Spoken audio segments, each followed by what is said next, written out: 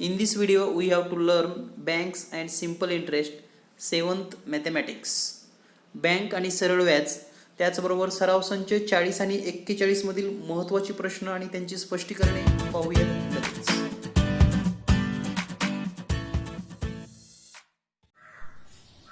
विद्यार्थी मित्रांनो, आपण पाहत आहात 7th मॅथमॅटिक्स आणि 7th मॅथमॅटिक्स मधील 10th chapter banks and simple interest. Bank and simple interest हा 10th चॅप्टर आपण पाहणार आहोत, म्हणजेच बँक व सरळ व्याज. तर आपल्या सर्वांनाच बँक ही कन्सेप्ट माहिती आहे, आपण बँकेचे व्यवहार पण ऐकलेले आहेत. So in this chapter we have to learn about the bank and details about the bank as interest, types of account and so many things about bank. तर बँकेबद्दल आपल्याला वेगवेगळी माहिती समजून घ्यायची आहे, जसं की बँकेमधील व्याजाचा प्रकार काय आहे किंवा कोणकोणत्या प्रकारची खाती असतात. तर सुरुवातीला आपण समजून घेऊयात different types of account.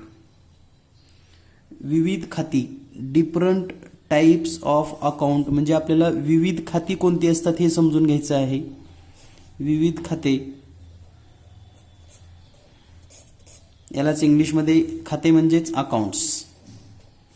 Types of accounts म्हणजे खात्याचे वेगवेगळे प्रकार आपल्याला समजून घ्यायचे. यामध्ये पहिला जो आहे तो म्हणजे करंट अकाउंट. करंट अकाउंट म्हणजेच चालू खाते. करंट अकाउंट मीन्स चालू खाते. चालू खाते मुख्यत्वे व्यापाऱ्यासाठी व रोजचे पैशाचे व्यवहार करण्यासाठी वापरलं जातं. म्हणजे जे काही चालू खातं आहे, account is mainly for traders and those dealing in money on daily basis. म्हणजे हे अकाउंट जे आहे ते दैनंदिन ज्यांचे व्यवहार असतात, जसे की व्यापारी असतील किंवा ट्रेडर्स असतील किंवा डेली बेसिस ज्यांचं पैसे भरायचे किंवा काढायचे असतील, तर आपण चालू खातं वापरू शकता. चालू खात्याचं वैशिष्ट्य असं आहे की या खात्यामध्ये खातेदार एका दिवसामध्ये कितीही वेळा देवघेव करू शकतो. म्हणजे चालू खात्यामध्ये एक दिवसात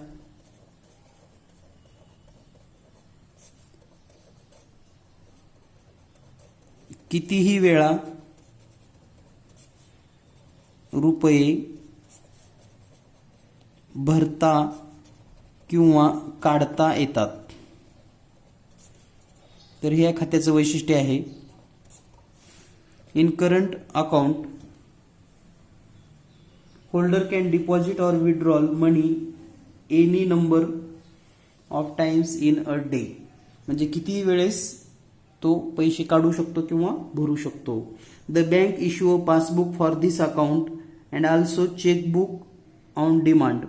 म्हणजे जर समजा ग्राहकांना किंवा कस्टमरला किंवा व्यापाऱ्यांना जर पासबुकची गरज असेल तर पासबुक आणि चेकबुक ऑन डिमांड मिळतं. म्हणजे याचा अर्थ की जर समजा व्यापारी किंवा ग्राहक यांनी जर समजा बँकेकडे पासबुक मागितलं किंवा चेकबुक मागितलं तर पासबुक किंवा चेकबुक त्यांना मिळू शकतं. त्याचबरोबर using cheques we can withdrawal or deposit money. म्हणजे आपल्याला चेकचा वापर करून using cheque we deposit or withdrawal money. म्हणजे चेकचा वापर करून आपल्याला पैसे भरता येतात किंवा काढता येतात. तर या प्रकारच्या अकाउंटला करंट अकाउंट असं म्हटलं जातं. याचं वैशिष्ट्यपूर्ण व्यवहार की दिवसभरामध्ये कितीही वेळेस in a day so many times you can withdrawal or deposit a money so they have no limit. म्हणजे किती वेळेस पैसे काढायचे आणि किती वेळेस तुम्ही भरू शकतात, त्याला लिमिट नाही. तर हे आहे करंट अकाउंट. यानंतर दुसरा जो अकाउंटचा प्रकार आहे तो म्हणजे सेव्हिंग अकाउंट. याला आपण बचत खाते असं म्हणतो. तर बचत खातं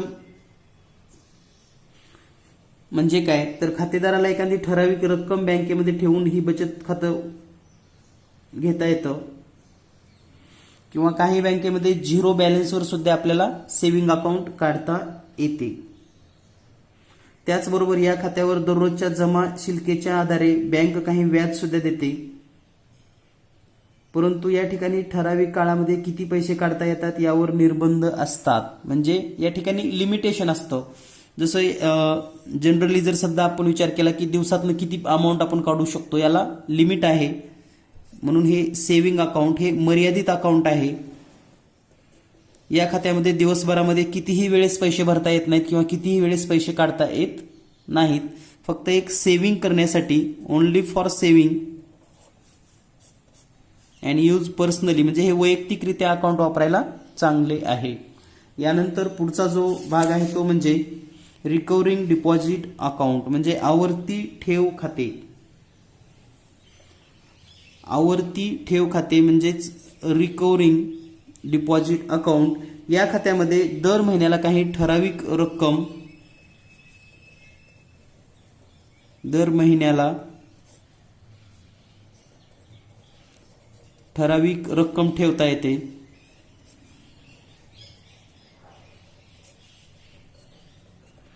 means the account holder can decide the amount to be deposited every month in the account.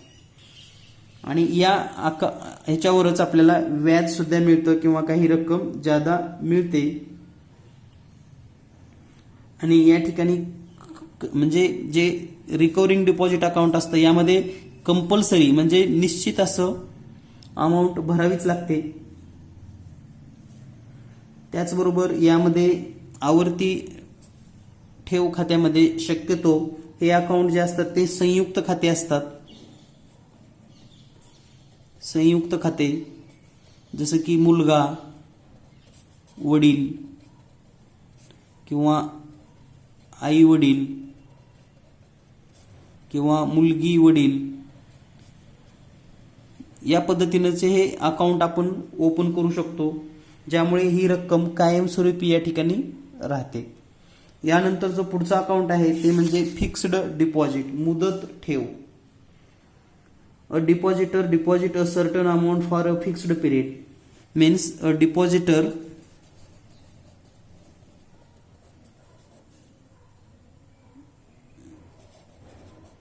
deposits a certain amount for a fixed period. This type of account is known as fixed deposit. मुदत ठेव म्हणजे खातेदार किंवा बँकेचे जे ग्राहक आहेत ते विशिष्ट रक्कम काही विशिष्ट कालावधीसाठी ठेवतात. यालाच फिक्स्ड डिपॉझिट करणं असं म्हणतो. हा पण एक अकाउंटचा प्रकार आहे. याला आपण मुदत ठेव असं म्हणतो.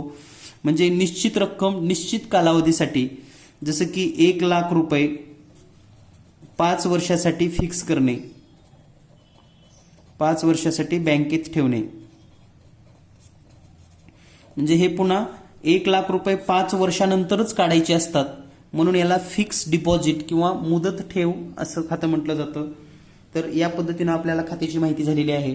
आणि बँकेचे व्यवहार करत असताना डायरेक्ट बँकेत जाऊन पण आपण पैसे काढू शकतो. Directly withdrawal money from the bank or using cheque or directly by the account holders. But some electronic system are created to withdrawal amount or to deposit amount. It's known as ATM. तर आपल्या सर्वांनाच ATM म्हणजे काय माहिती आहे. ATM, तर ह्या ATMचं जे लॉंग फॉर्म आहे ते म्हणजे ऑटोमेटेड टेलर मशीन, म्हणजे स्वयंचलित पैसे मोजण्याची मशीन किंवा देणे घेणे करण्याची मशीन. तर हे ATMचं महत्त्व, ATMची माहिती आणि ATMचा वापर कसा करायचा हे आपल्या सर्वांनाच माहिती आहे. यानंतर पाहूया आपण next concept, amount. What's amount. Amount किंवा रास म्हणजे काय. Principal plus interest is known as amount. Principal plus interest is known as amount म्हणजे मुद्दल आणि व्याज मिळून रास होते. तर यामध्ये एक उदाहरण जर आपण पाहिलं, समजा 2,000 रुपये आपण बँकेत ठेवलेले आहेत. If we deposited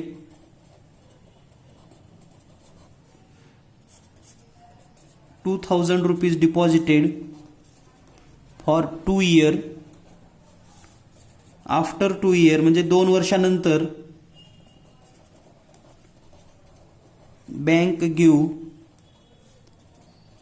800 rupees interest. म्हणजे आपण बँकेमध्ये जर समजा 2000 रुपये ठेवले आणि 2 वर्षानंतर बँकेने आपल्याला 800 रुपये इंटरेस्ट दिलं, तर यामध्ये जी रक्कम ठेवलेली आहे यालाच आपण प्रिन्सिपल असं म्हणतो. तर या ठिकाणी जे प्रिन्सिपल आहे मुद्दल हे आहे 2000 रुपये.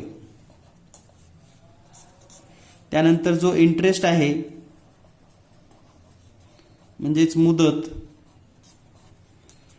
ही मुदत आहे इंटरेस्ट म्हणजे व्याज, हे व्याज आहे 800 रुपये. तर या ठिकाणी जी अमाऊंट होते, अमाऊंट म्हणजेच रास, तर ही होते 2000 plus 800 2800 rupees. This is known as amount. तर ही आहे अमाऊंट. म्हणजे एखाद्या व्यवहाराची सुरुवातीला रक्कम ठेवली जाते किंवा बँकेकडून जरी घेतली असेल, समजा बँकेकडून 1 लाख रुपये लोन घेतला आणि 4 वर्षानंतर 10,000 रुपये जर व्याज भरावं लागलं असेल, तर या ठिकाणी अमाऊंट होते 1,10,000 रुपये. Means if we take a loan from bank 1 lakh and gives interest 10,000 rupees, then the amount is 1,10,000. तर या पद्धतीनं हे सिंपल अशी उदाहरणं आपल्या लक्षात आली असतील.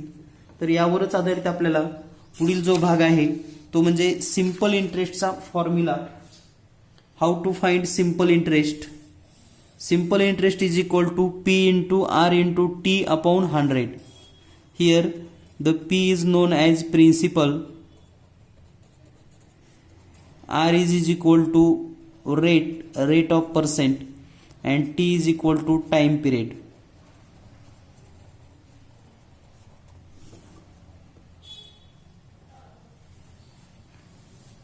सो युजिंग दिस फॉर्म्युला म्हणजे या सूत्राचा वापर करून यालाच मराठीत जर आपण लिहिलं तर सरळ व्याज बरोबर मुद्दल, दर आणि कालावधी, त्यालाच क लिहितात म द क भागिले 100. म्हणजे म गुणिले द गुणिले क भागिले 100 या सूत्राचा वापर करून आपल्याला सरळ व्याज फाइंड आउट करता येतं. तर या ठिकाणी सिंपल इंटरेस्ट फाइंड आउट करायला P गुणिले R गुणिले T, P means principal, R means rate and T means time period upon 100. तर याचाच आधार घेऊन आपल्याला प्रॅक्टिस सेट 40 मधील काही महत्त्वाचे प्रश्न सोडवायचे आहेत. जर तुमच्याकडे पुस्तक असेल तर प्रॅक्टिस सेट 40 ओपन करून पहा. यामध्ये जो पहिला प्रश्न दिलेला आहे आपणास, if Rihanna deposit 1,500 rupees in the school fund at the rate of 9% per annual for 2 years, what is the total amount she will get? म्हणजे या ठिकाणी जो पहिला प्रश्न दिलेला आहे आपला, या पहिल्या प्रश्नामध्ये असं सांगितलेलं आहे, रिहानाने 1,500 रुपये शाळेतील संचयीमध्ये 10,9% दराने 2 वर्षासाठी ठेवल्यास तिला एकूण किती रक्कम मिळेल. तर या ठिकाणी जर आपण विचार केला, रक्कम, एकूण रक्कम किती, रास म्हणजेच एकूण रक्कम. तर या ठिकाणी principal P is equal to 1,500 rupees, R is equal to 9%, T means time period 2 year. Then first find the simple interest. Simple interest is equal to P into R into T upon 100. So principal P 1,500, R 9 into 2 upon 100. 20 and 20 cancel. So is equal to 15 into 2, 30 into 9 is equal to 9 into 3, 27 and 0. This is a simple interest. So total amount is equal to P plus SI means principal plus simple interest. So total amount 1,500 plus 270 is equal to total 100 1770 rupees, म्हणजे 1770 रुपये इतकी amount होईल किंवा रक्कम होईल. यानंतर पाहूया next question, question number 2. In question number 2,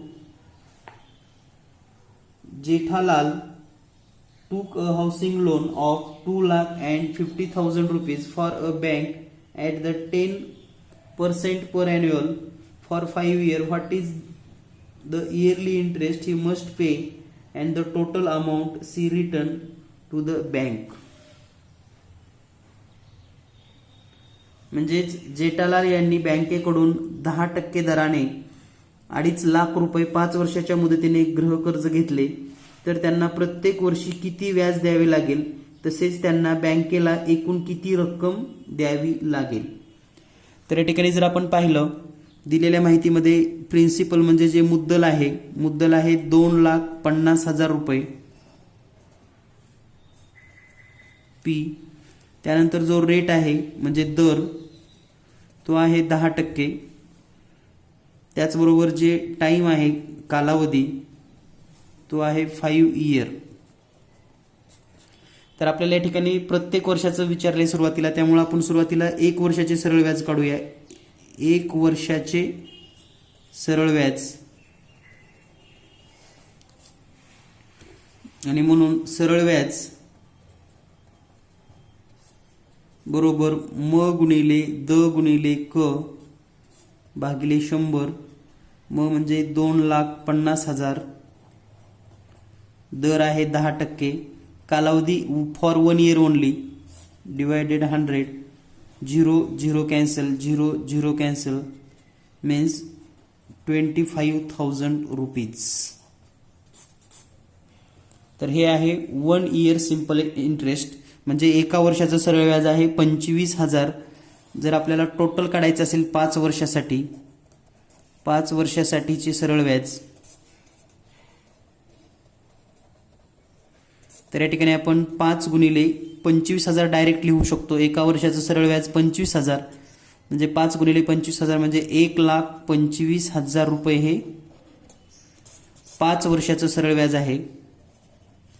5 वर्षासाठी सरळ व्याज means the simple interest of 5 year is equal to 5 into 25,000, so total 1,25,000 rupees. आणि या ठिकाणी जर एकूण रक्कम काढायची असेल, आता एकूण रक्कम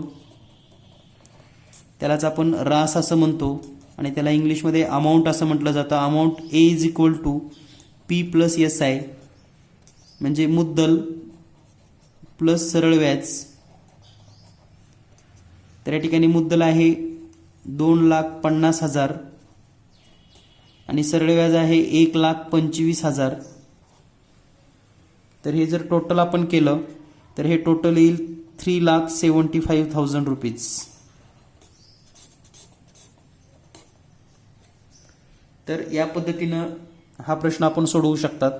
यानंतर पाहूया आपण next question, question number 3. Question number 3, श्रीकांतने 85,000 रुपये 7% दराने 2.5 वर्षासाठी बचत बँकेत ठेवले, तर त्यांना मुदतीच्या शेवटी किती सरळ व्याज मिळेल. Means Shrikant deposit 85,000 rupees for 2.5 years at the rate of 7% per annual in a saving bank. What is the total interest he received at the end of the period? So here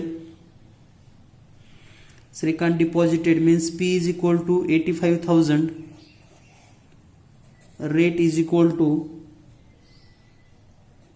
7 PCPA. याचं जे long form आहे ते म्हणजे पर annual पर Saint पर annual पर Saint means पर century, म्हणजे या ठिकाणी Saint म्हणजे century, पर century पर annual या पद्धतीनं आहे. म्हणजेच द सा द शे, द म्हणजे दर, सा म्हणजे साल, द म्हणजे पुन्हा दर आणि शे म्हणजे शेकडा. दर साल दर शेकडा म्हणजे एका वर्षाला एका 100 रुपयाला 7 रुपये व्याज, हे लक्षात ठेवा. एका वर्षासाठी एक 100 रुपयाला 7 रुपये व्याज या पद्धतीने आहे. त्याचबरोबर टी म्हणजे कालावधी जो दिलेला आहे 2.5 इयर्स, म्हणजे याला आपण असं पण लिहू शकतो 2.5 year. So the next step, simple interest is equal to P into R into T upon 100. So is equal to 85,000 into R means 7% and T means 2.5 upon 100. 20 cancel, and here the multiplication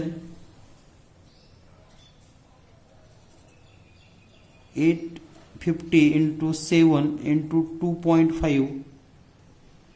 So it's become 850 into 7 into 2.5. So total 40,875 rupees. This is a simple interest. Means simple interest is equal to 40,875. So amount A is equal to P plus SI, means 85,000 plus 40,875. So is equal to 99,875 rupees only. This is a total amount. Now the next question number 4. The question number 4 is, at a certain rate of interest, the interest after 4 years on 5,000 rupees principal is 1,200 rupees. What would be the interest on 15,000 rupees at the same rate of interest for the same period? तर ठिकाणी आपल्याला प्रश्न असा सांगितलेला आहे, व्याजाच्या काही दराने 5,000 रुपये मुद्दलावर 4 वर्षामध्ये 1200 रुपये व्याज मिळत होते, तर त्याच दराने त्याच मुदतीत 15 वर्ष रुपये, म्हणजे मुदत आहे 15,000 रुपये, तर मुद्दलाचे व्याज किती होईल? तर हा प्रश्न अगदी सिंपल पद्धतीने सोडवता येतो. फॉर एक्झाम्पल पहा, प्रिन्सिपल 5,000, इयर जे आहेत ते आहेत 4 आणि सिंपल इंटरेस्ट दिलेला आहे 1,200 रुपीज. तर एक सिंपल पद्धत सुरुवातीला पाहूया आणि त्यानंतर मेथड पाहूया. त्यानंतर प्रिन्सिपल झालेला आहे 50,000, इयर 4च राहिलेले आहेत, तर SI किती होईल? तर सिंपली या ठिकाणी पहा 5,000 अँड 50,000 मल्टिपल ऑफ 3, म्हणजे 5,000ला जर त्याच पद्धतीनं 1200ला जर 3 न गुंडलं तर या ठिकाणी येतात 3,600 rupees. And this is our answer. तर हे आहे आपलं उत्तर. याला जर बाय मेथड सोडवायचं असेल तर कसं सोडवायचं हे आपण समजून घेऊयात. तर for first P is equal to 5,000, R we don't know, T is equal to 4 year and simple interest is equal to 1,200 rupees.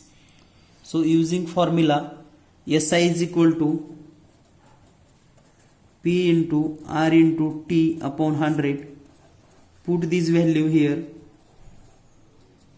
P is equal to 5,000 into R into T 4 year upon 100.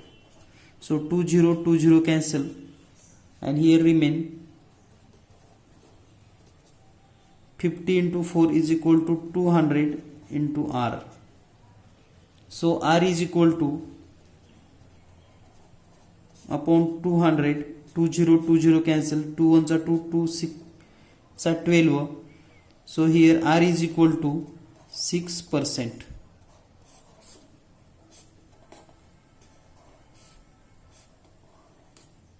R is equal to 6%. Then for the next P is equal to 15,000, R is equal to here the 6%, and T is equal to 4 year. Then find the simple interest is equal to P into R into T upon 100.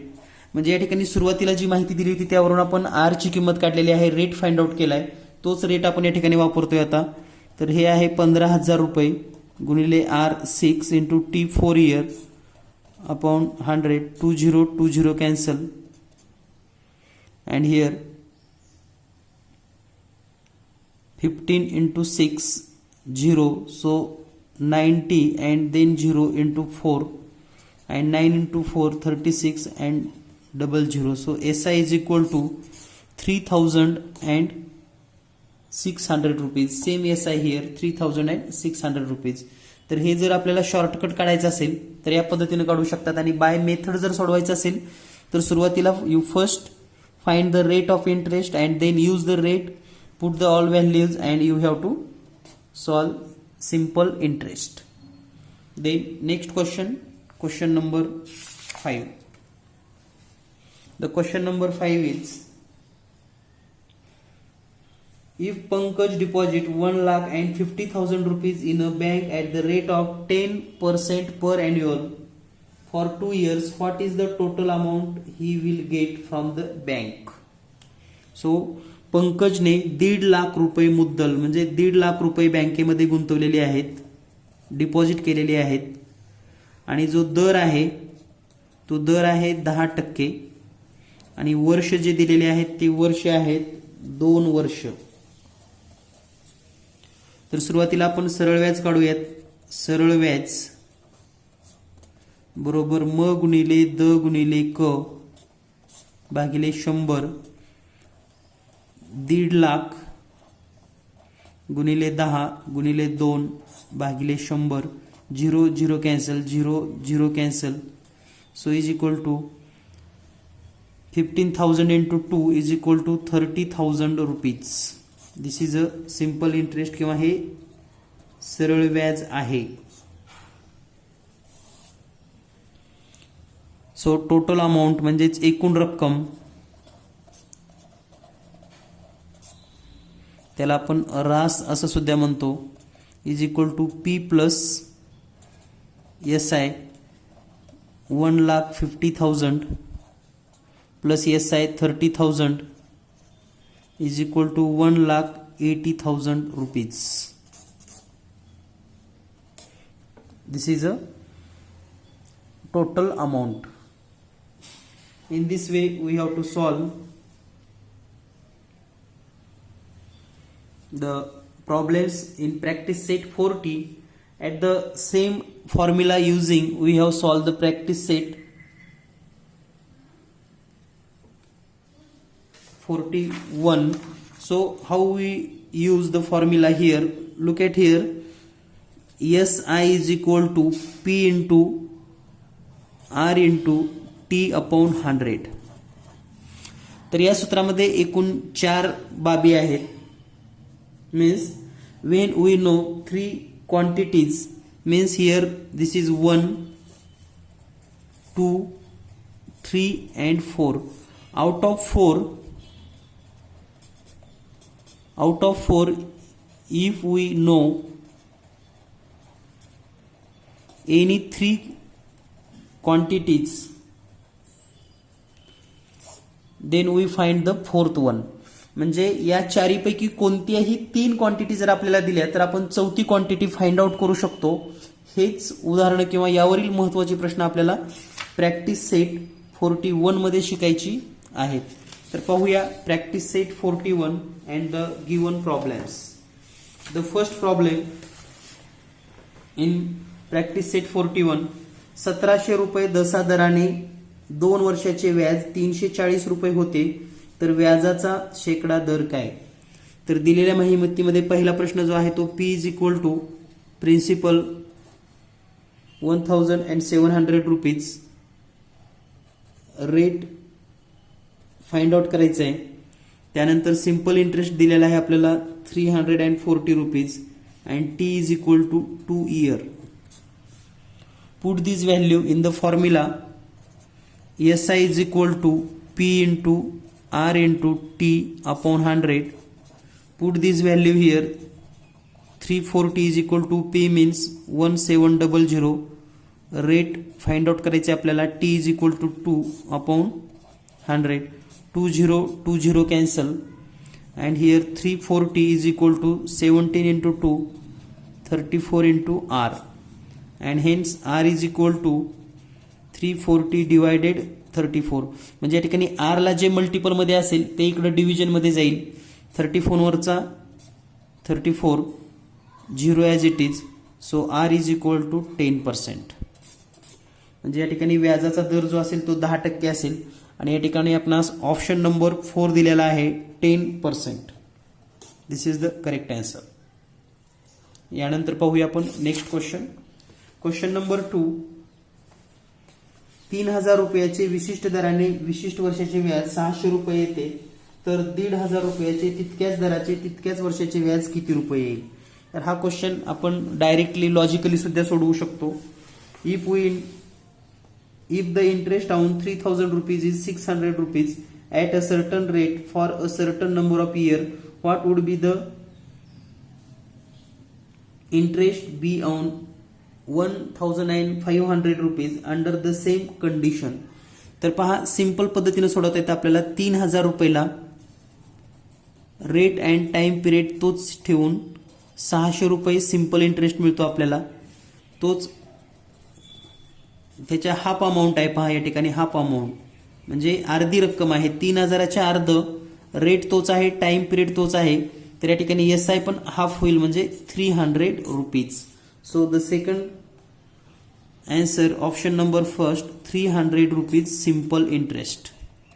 Because amount half, simple interest also half. Rate and time same condition. Then the next question. Question number 3. The question number 3 is Javed deposited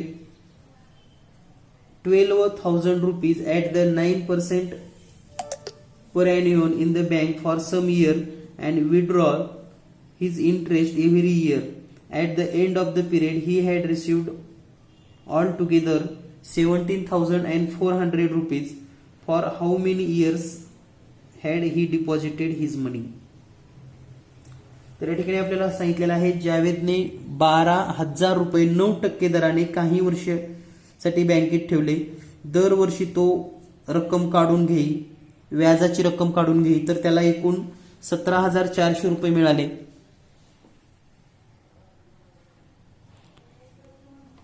₹17,400 मिळाले असतील तर किती वर्ष त्यांनी ही रक्कम बँकेमध्ये ठेवली असेल असा प्रश्न आहे.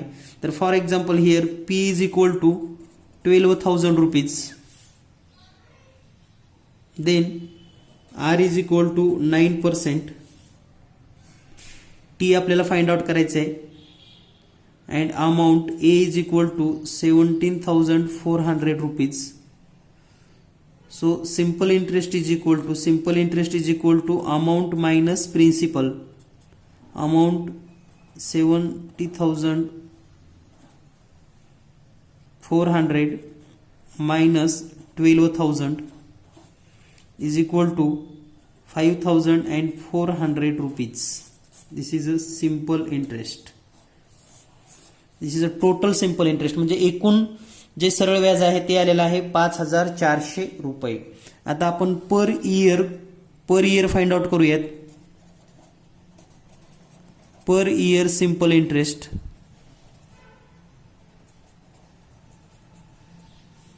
किंवा डायरेक्टली आपल्याला टाइम पण काढता येतो. जसं की P माहिती आहे आपल्याला, R माहिती आहे, SI माहिती आहे. तर डायरेक्ट सूत्र लिहूया आपण. SI is equal to P into R into T upon 100.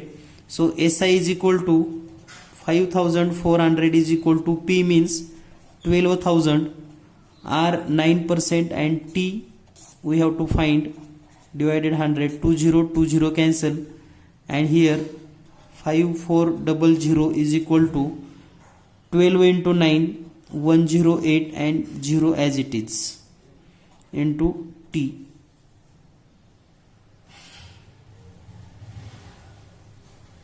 So here T is equal to 5400 upon 1080.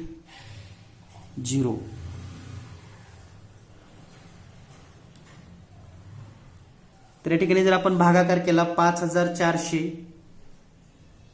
here 0 0 cancel, and if we divided 540 divided 108 directly 540, so T is equal to 5 year, means Javed deposited his amount in bank 5 years. This is the correct answer. Then next question number 4. Lataben borrowed some money from a bank at a rate of 10% per annual interest for 2.5 years to start a cottage industry. If she paid 10,250 rupees as total interest, how much money she had borrowed? तर या ठिकाणी लताबेन यांनी गृहउद्योग सुरू करण्यासाठी बँकेकडून काही रक्कम दर 10% दराने 2.5 वर्षासाठी घेतलेली आहे आणि कर्ज फेडण्यासाठी 10,250 रुपये व्याज दिले. तर त्यांनी एकूण किती रक्कम कर्जाऊ घेतली? तर या ठिकाणी दिलेल्या माहितीमध्ये गणितामध्ये काय काय दिले पहा. Rate is equal to 10%, time T is equal to 2.5 year is equal to 2.5 year. Then simple interest is equal to 10,250 rupees. Then we have to know P is equal to what.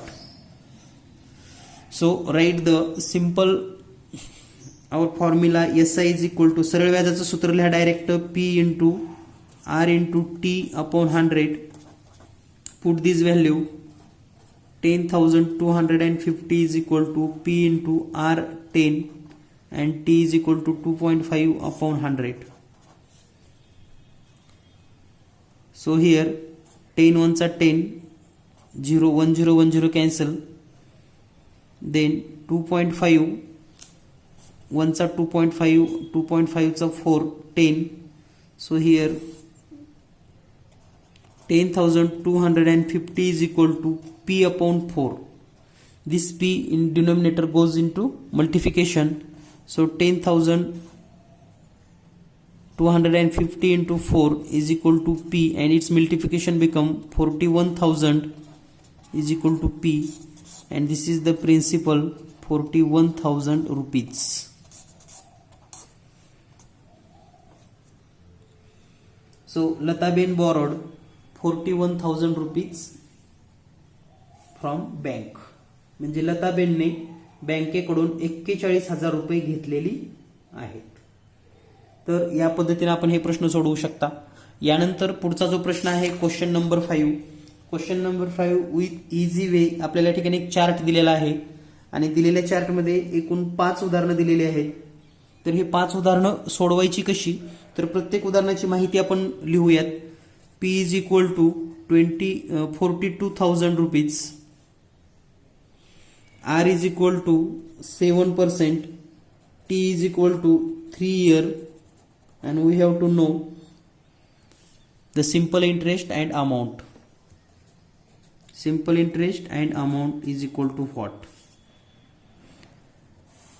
Write the formula. SI is equal to P into R into T upon 100. SI is equal to 42,000, R means 7, T 3 upon 100, 20 cancel, and here multiplication 420 into 7 into 3 21. So its multiplication become 420 into 21 is equal to 8,820 rupees. This is SI, and then amount is equal to P plus SI. So P means 42,000 plus SI 8,820 rupees and its addition 50,820 rupees. So we can fill this chart. SI is equal to 8,820 and amount 50,820. Same way the next question number second. The question number second, the given data is R is equal to 6%, T is equal to 4 year, SI is equal to 1,200. Then find the P is equal to what and A is equal to what. So simply write the formula. SI is equal to P into R into T upon 100. Put this value P into R4 T6 upon 100. So here these 100 goes to multiple and 4 into 6 into division. So we can write directly P is equal to 1200 into 100 upon 4 into 6. 6 ones are 6, 6 twos are 12 and 2 0 as it is. 4 ones are 4, 4 twos are 8, remains 2, 4 fives are 20. So P is equal to 200 into 25. So 25 into 2 50 and 2 0 as it is. So P is equal to 5,000 rupees. This is a principal. And then amount A is equal to P plus SI, means 5,000 plus 1,200 is equal to 6,200 rupees. In this way we solve this problem. Then next question number 3. The question number 3 is P is equal to 8,000, R is equal to 5% and SI is equal to 800. P is equal to 8,000, R is equal to 5% and SI is equal to 800. Then find the amount and T. So write this formula. SI is equal to P into R into T upon 100. Put this value 800 is equal to P means 8,000 into R 5 into T upon 100. 20 cancel and 800 is equal to 8 into 5 400 into T. So T is equal to 800 upon 400. 20 cancel, 4 ones are 4, 4 twos are 8. So T is equal to 2 year. T is equal to 2 year. And hence the next amount A is equal to P plus SI 8,000 plus 800 is equal to 8,800 rupees. This is the amount. यानंतर पाहूया आपण question number 4. In question number 4 the given information. या ठिकाणी पहा आपल्याला दर दिलेला आहे. दर आहे 5%. Rate is equal to 5. त्यानंतर सरळ व्याज दिलेलं आहे 6,000 रुपये. त्यानंतर रास दिलेली आहे 18,000 रुपये. आणि या ठिकाणी आपल्याला मुद्दल फाइंड आउट करायचं आहे आणि कालावधी. तर या ठिकाणी डायरेक्टली आपल्याला सूत्र माहिती आहे. रास बरोबर मुद्दल अधिक व्याज. तर रास आहे 18,000 रुपये, मुद्दल आहे 6,000 रुपये. तर व्याज किती असेल, सॉरी मुद्दल आपल्याला काढायचं आहे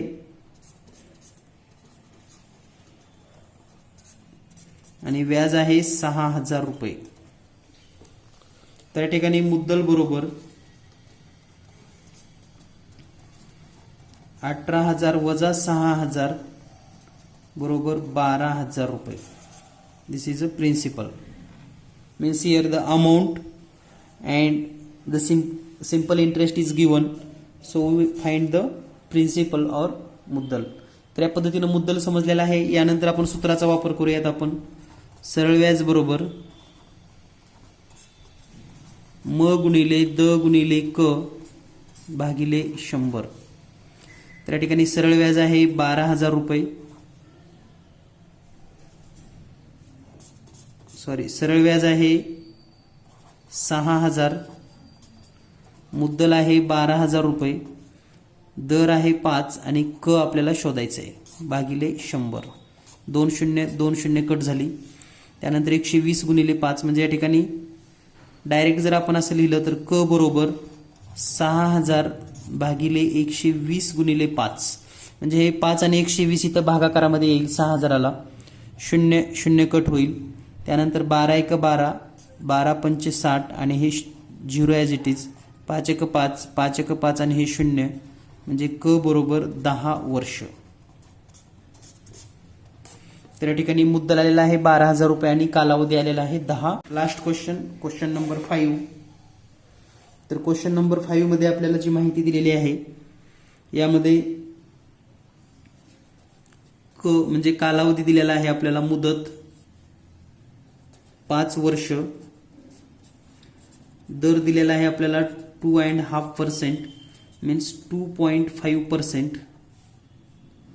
त्याचबरोबर व्याज दिलेला आहे 2400 रुपये. तर आपल्याला फाइंड आउट करायचं आहे मुद्दल आणि रास.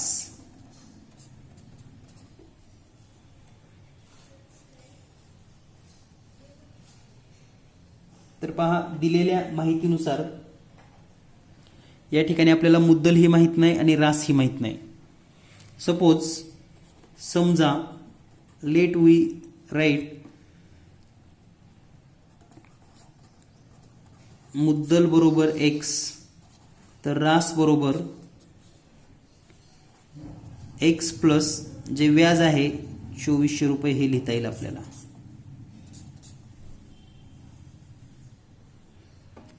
तर सुरुवातीला आपण मुद्दल फाइंड आउट करूयात. तर या ठिकाणी सरळ व्याज बरोबर म गुणिले द गुणिले क भागिले 100. तर सरळ व्याज 2,400, मुद्दल आपल्याला माहित करायचं आहे म्हणून म गुणिले द 2.5 आणि कालावधी 5 भागिले 100. तर या ठिकाणी डायरेक्ट म बरोबर हे 100 इकडे गुणाकारामध्ये येईल म्हणजे 2400 गुणिले 100 भागिले 2.5 इंटू 5. तर या ठिकाणी 2.5 इंटू 5, 5 न जर ह्याला मल्टिपल डिव्हिजन केलं, 5 1 चा 5, 5 2 चा 10 and 0 as it is. Then 2400 into 20 upon हे 2 पॉईंट घालवण्यासाठी डिनोमिनेटरला आणि न्यूमिनेटरला आपण 10 न मल्टिप्लाय करूयात. डिनोमिनेटरला 10 न मल्टिप्लाय केलं हे होईल 25. यानंतर आपण आता भाग देऊयात. 5 5 25, 5 2 10, 5 1 5, 5 20. तर या ठिकाणी म बरोबर 2400 गुणिले 4 गुणिले 2 म्हणजे 8 आणि 24 गुणिले 8 यांचा जर आपण गुणाकार केला तर अतिशय सोप्या पद्धतीने आपल्याला हे उत्तर मिळतं. तर हे येईल 24 गुणिले 8 192 आणि हे 2 शून्य म्हणजे 19,200 रुपये. तर या ठिकाणी मुद्दल बरोबर 19,200 रुपये आणि रास बरोबर म प्लस व्याज म्हणजे मुद्दल प्लस व्याज म्हणजेच 19,200 प्लस व्याज किती आहे 2,400 रुपये. तर या ठिकाणी बेरीज करा. 19 आणि 2 21,000 आणि 200 आणि 4 600 म्हणजे 21,600 रुपये. तर या पद्धतीने अगदी सहज आणि सिंपल पद्धतीने आपण हे प्रश्न सोडवू शकतात. तर या ठिकाणी प्रॅक्टिस सेट 41 हा आपण पाहिलेला आहे. अतिशय सोप्या पद्धतीने सर्व प्रश्न, प्रत्येक प्रश्न स्पष्टीकरणसह आपण शिकलेला आहे. भेटूया लवकरच पुढील नवीन व्हिडिओसह. धन्यवाद. Thank you very much.